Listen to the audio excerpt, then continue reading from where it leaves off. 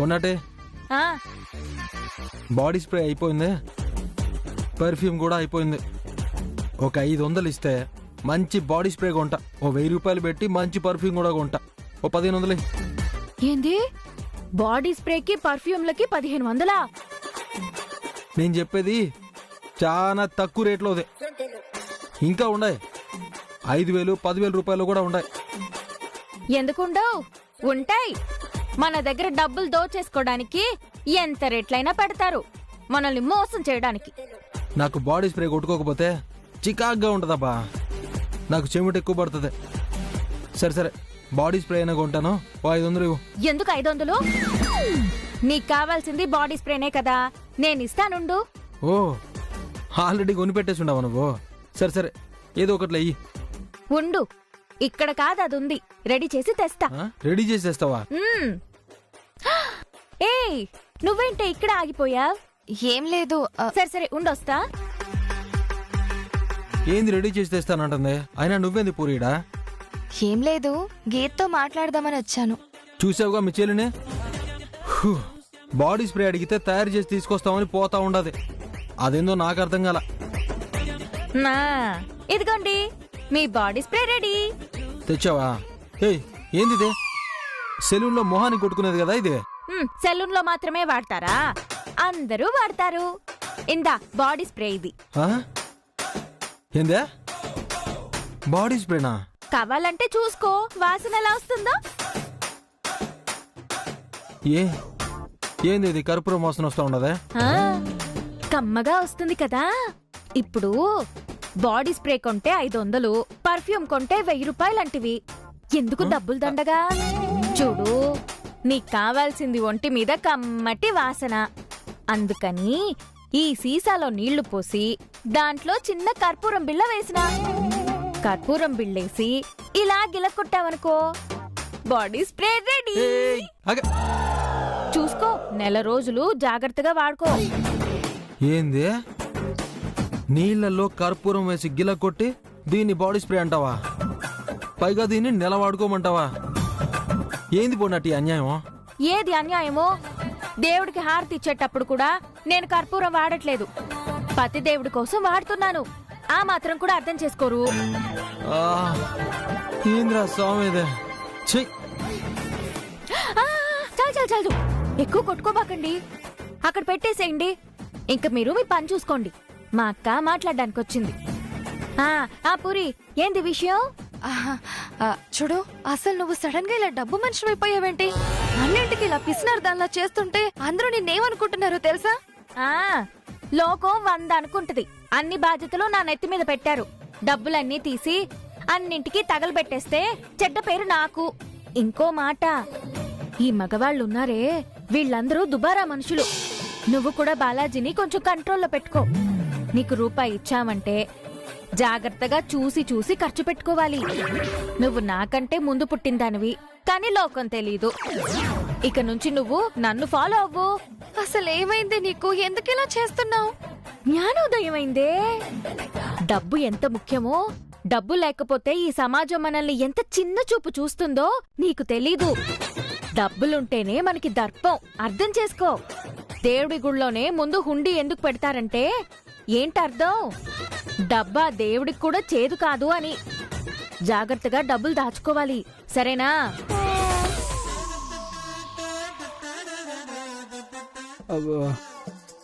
కొండ 4 మందేస్తే ఉండ 4 ఊడిందని ఓ సామెతమే.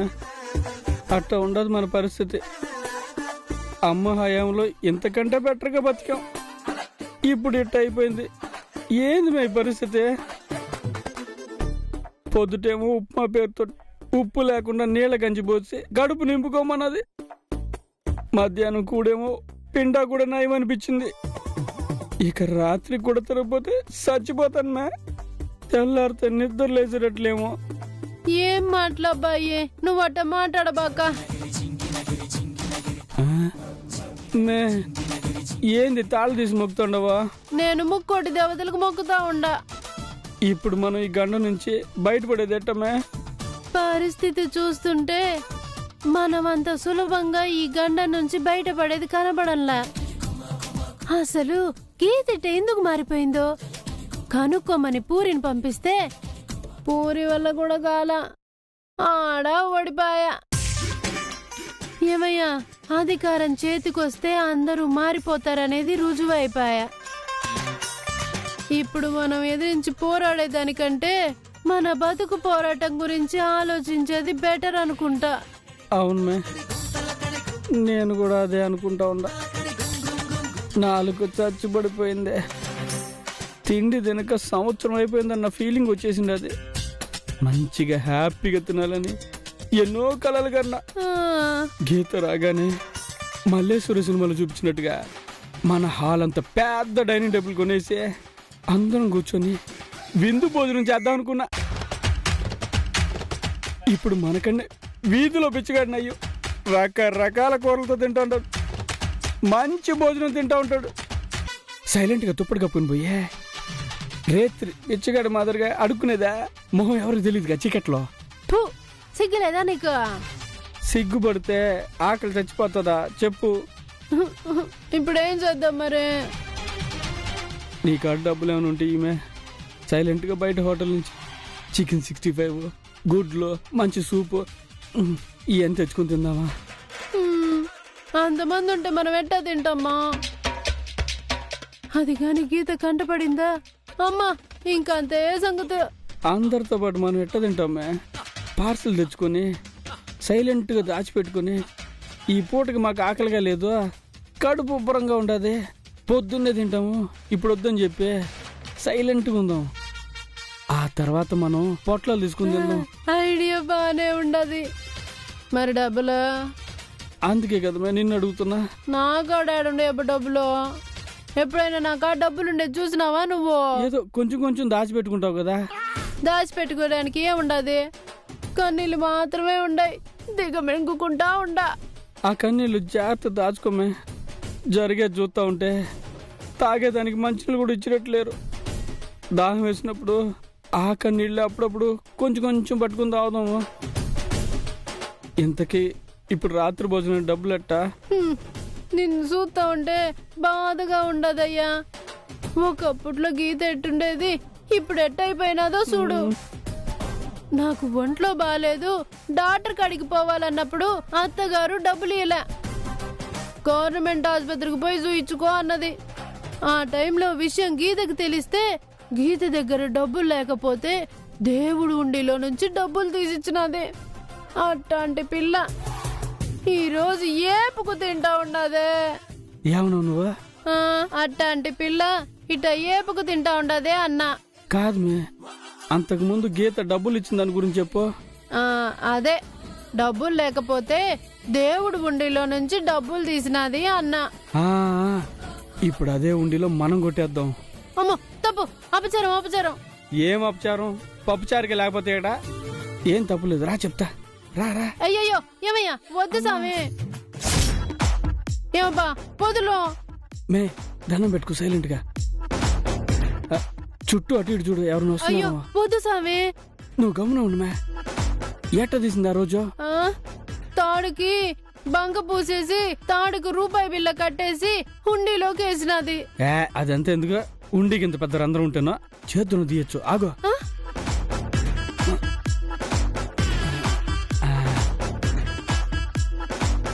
యో ఉండు మే.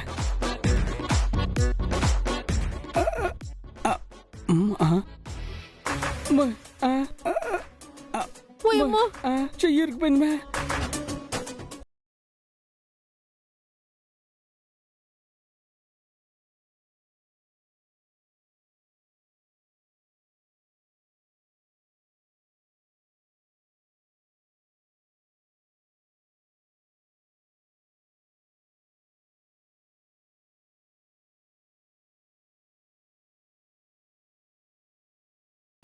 ఈ రోజు ఎట్టయినా ఉండి నుంచి డబ్బులు కొట్టేయాల్సిందే.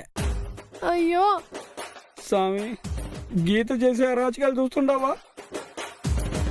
నీకే కర్పూర హారతి అంటే పేపర్ మీద కర్పూర హారతి అని రాసి ఉండ చుట్టి కర్పూర హారతి అని చెప్పి దాన్ని వెలిగించి హారతి ఇచ్చింది. మా బాధ మీకు అర్థమైంది అనుకుంటా. దయచేసి కాసేపు కళ్ళు మూసుకో. మమ్మల్ని పట్టించుకోమాక శిక్షించమాక. ఆల్రెడీ మేము శిక్ష అనుభవిస్తూనే ఉన్నాం.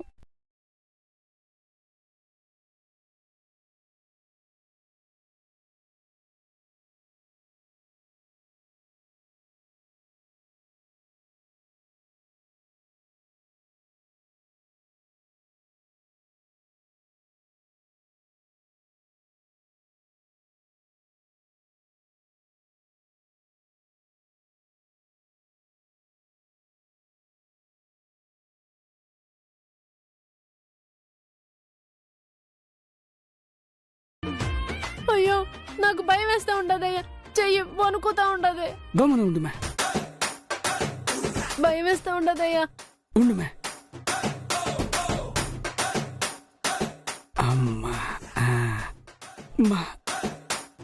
400 వచ్చినాయి మే.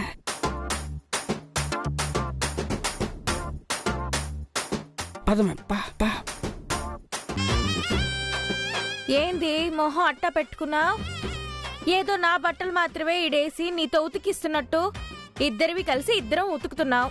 భార్యాభర్త ఇద్దరం సమానమే అన్నారు కదా. భార్యాభర్త ఇద్దరూ సమానమే, కానీ మొగుడు కొంచెం ఎక్కువ సమానం అని ఒక పెద్ద ఆయన చెప్పాడు. ఓహో, మొగుడు కొంచెం ఎక్కువ సమానమా? అయితే నువ్వు కొంచెం ఎక్కువ బట్టలు ఉతుకు. ఎక్కువ సమానం అంటే ఇట పనులు చేయించుకునే దాంట్లో కాదు.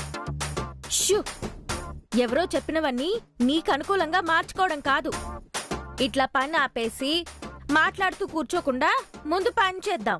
అనవసరంగా టైం వేస్ట్. సర్లే, తప్పేదే ఉంది, కర్మ. ఆ నీళ్ళల్లో కొంచెం బట్టలు ఉతికే పౌడర్ పోయి బట్టలు నానబెట్టాలా.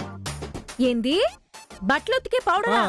అంతంత పౌడర్ వేసి బట్టలు మొత్తం పాడు చేద్దామనే. అంతంత పౌడర్ వేసి బట్టలు నానబెట్టావంటే బట్టలు త్వరగా చిరిగిపోతాయి. పౌడర్ లో మొత్తం కెమికల్సే. మరి బట్టల్లో మురిగెట్టా పోతుంది? నేను చెప్తా కదా.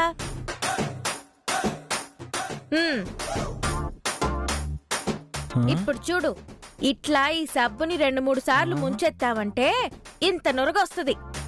ఇప్పుడు ఈ నీళ్ళల్లో బట్టలు నానబెట్టావనుకో, సబ్బుకి సబ్బు అదా, గబ్బుకి గబ్బు వదులుతుంది.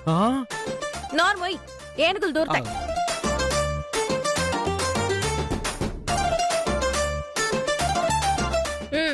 ఉతుకో.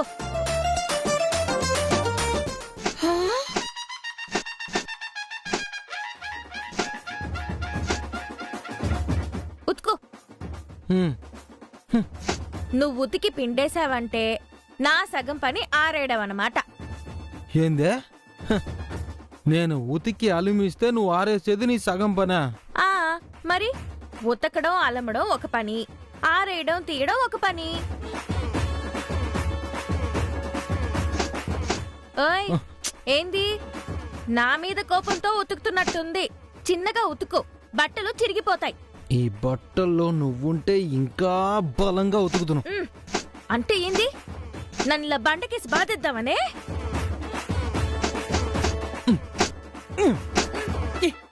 గోవిందో, ఏం చేస్తున్నావు రైడా? తప్పుకోట. అమ్మంటే అమ్మే, కొడుకు కష్టపడతా ఉండేది చూసి తట్టుకోలేక నన్ను పక్కకు జరగమని నువ్వు ఉతికేదానికి వచ్చినావా? నువ్వు దేవతవమ్మా, నువ్వు దేవతవే. నేను ఉతికేదేంది? మొగుడు అయ్యుండి సిగ్గు లేక ఉతుకుతుండవు. ఇది ఈ ఇంటి కోడ్లో, అదే ఉతకాల. మేయ్, నా బట్టలతో పాటు ఈ కూడా నువ్వే ఉతుకో. హలో, ఏంటి దబాయిస్తున్నారు? అవునే, నేను అత్తనే. ఇంటి పనులు వంట పనులు చేయాల్సింది నువ్వు. నా కొడుకుతో చేయిస్తావా?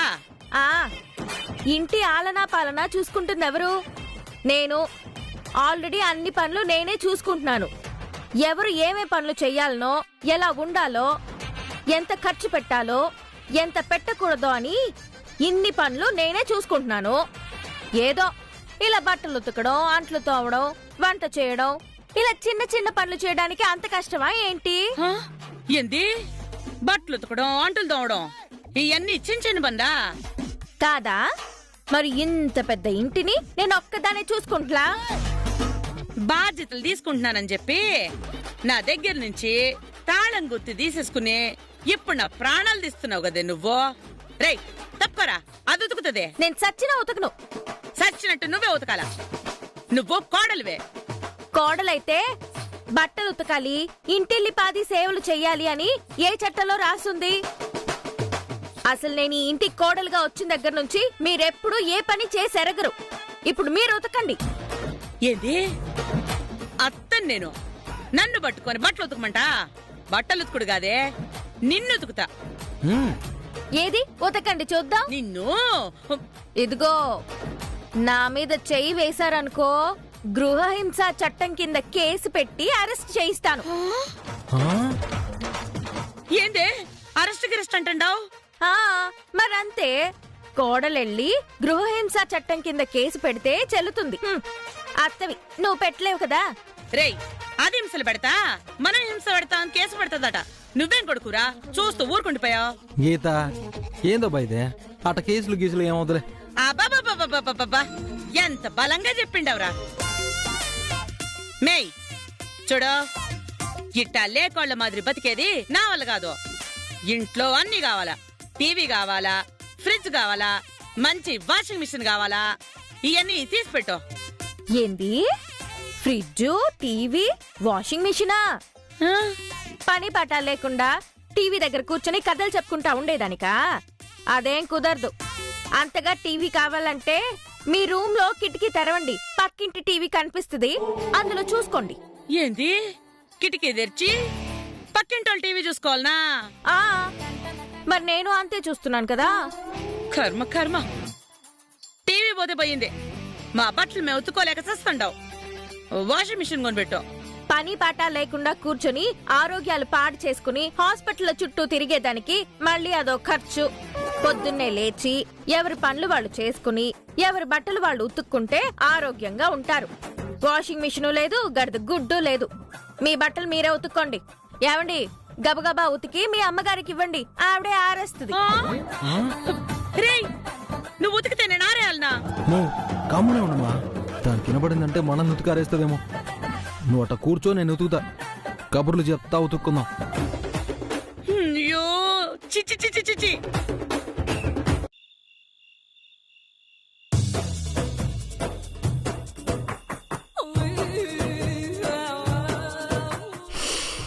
ఆహా, నా బెల్లం రుచిగా తినబోతుంది. దాంతో కలిసి నేను తినబోతుంటా. అది కడుపుతూ ఉంటే నాకు రకరకాల రుచులతో తినాలనిపిస్తుంది. అది పోయి హ్యాపీగా తిందాం. ఇప్పుడు దీన్ని తీసుకుని నేరుగా ఇంట్లోకి పోతే గీత గంటలో పడతాం. గీతే కాదు, ఇంట్లో డజన్ మంది ఉండరు. వీళ్ళతో అయ్యే పని కాదు. సైలెంట్గా నేను నా పిల్లం మాత్రమే తినాలా. ఇట్ట దొంగచాటుగా తిండి తెచ్చుకుని తినేటప్పుడు మెయిన్ ఎంట్రన్స్ నుంచి వెళ్ళకూడదు. అడ్డదారిలో దొడ్డు గుమ్మ నుంచి పోతా.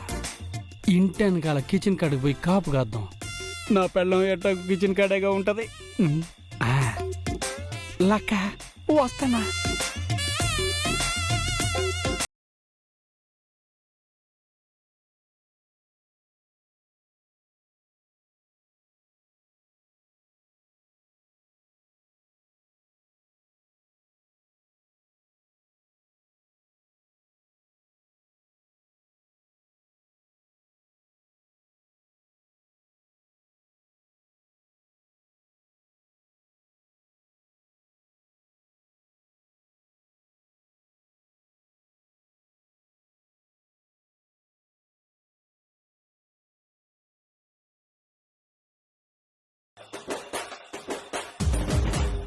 ఏందబ్బా?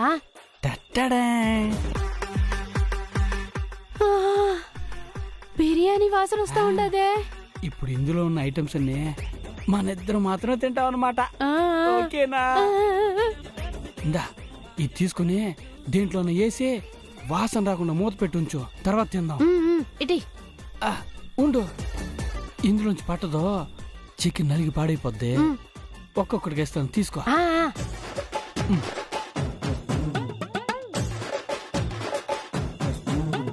పట్టుమే వస్తలేదబ్బా. Egg omelette. ఇది చికెన్ బిర్యానీ, ఇది mutton biryani. Mutton biryani, chicken బిర్యానీయా? మటన్ బిర్యానీయా, చికెన్ బిర్యానీయారా? అమ్మా అది లక్క దుర్మార్గులారా, దొంగ చాటుక తెచ్చుకుని ఆలి మొగుడు మీరిద్దరే తింటారా? అమ్మా ఇది కడుపుతో ఉంది కదా, పాపం తినాలనిపిస్తాను. ఏమిరా, నీ పెళ్ళానికి మాత్రమే ఉందా కడుపు? మా కడుపు లేదా? మౌ మనకుండే కడుపు వేరు, దానికుండే కడుపు వేరు కదా. దీని కడుపులో బిడ్డ పెరుగుతూ ఉండదు. నా కడుపులో ఆకలి పెరుగుతా ఉండదే. తిండి ఆకలి కడుపు కదా కావాల్సింది. మర్యాదగా ఇవన్నీ ఇటు ఇచ్చేయండి, ఇచ్చేయండి. ఏమే? ప్లీజ్ మా. సరే, మరి అంత అన్యాయంగా చెయ్యనులే గాని ముగ్గురం కలిసి తిందాం. అట్నే అత్త. మౌ, ఇప్పుడు మన ముగ్గురం కలిసి కూర్చొని ఈ పొట్లం ఓపెన్ చేసినాం అనుకో, వాసనకి గీత వచ్చి చూసిందనుకో, ఆ తర్వాత మన పరిస్థితి ఏంటో ఎవరికి తెలియదు. దీన్ని సైలెంట్ గా దాచిపెడదాం. అందరు తినేసిన తర్వాత ముగ్గురు సైలెంట్ గా కూర్చొని ఇదే కిచెన్ లో తలుపులు మూసుకొని గుట్టుగా తిందాం. సరేరా, ఈ ఆలోచన కూడా మంచిదే. అందరూ తినేసి పోయినాక మనం ముగ్గురు సైలెంట్ గా వచ్చి తినేద్దాం. మేలక్క చూడు, జాగ్రత్తగా పెట్టా. దాచిపెడతానని పేరుతోటే కొన్ని పొట్లాలు దాచిపెట్టుకుని మీ ఇద్దరు తినబాకండి. ముగ్గురం సమానంగా తినాలి. అట్నే అత్త. పో దాచిపెట్టు. రేయ్, అది తిండికి పిలుస్తుంది. తిండికి పిలిచినప్పుడు దాని మీద కోపంతో ఉన్నట్టు, ఆకలి లేనట్టు యాక్ట్ చేసి తినకుండా ఎస్కేప్ అవ్వాలి. దాని తిండి తిన్నావంటే మనం చచ్చిపోతాంరా. ఓయమ్మో, అంత రిస్క్ నేను తీసుకోలేనమ్మా. సరే సరే, పదండి పదండి, సైలెంట్ గా పదండి. పో